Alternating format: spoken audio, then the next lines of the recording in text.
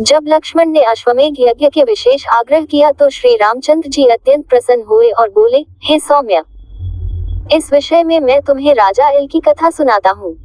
प्रजापति कर्दम के पुत्र इल वाहली देश के राजा थे। खेलते हुए वे उस स्थान पर जा पहुंचे जहां स्वामी कार्तिकेय का जन्म हुआ था और भगवान शंकर अपने सेवकों के साथ पार्वती का मनोरंजन करते थे। उस प्रदेश में शिव की माया से सभी प्राणी स्त्री वर्ग के हो गए थे। नर, पशु, पक्षी या मनुष्य कोई भी दृष्टिगत नहीं होता था। राजा इल ने भी सैनिकों सहित स्वयं को वहां स्त्री रूप में परिणित होते देखा। इससे भयभीत होकर वे शंकर जी के शरणागत हुए और उनसे पुरुषत्व प्रदान करने की प्रार्थना करने लगे।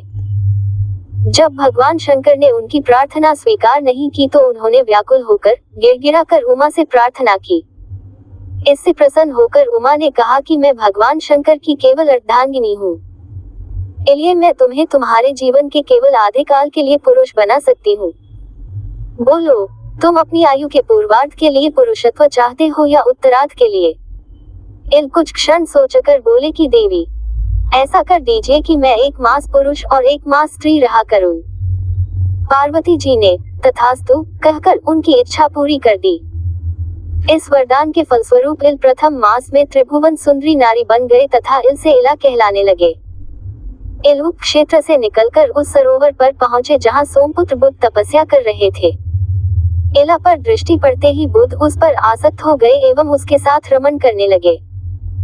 उन्होंने राजा के साथ आए स्त्री रूपी सैनिकों का वृतांत जानकर उन्हें किन पुरुषी किन्नरी होकर पर्वत के किनारे रहने का निर्देश दिया। उन्होंने आग्रह करके इल को 1 वर्ष के लिए वहीं रोक लिया। 1 मास पश्चात इला ने इल के रूप में पुरुषत्व प्राप्त किया।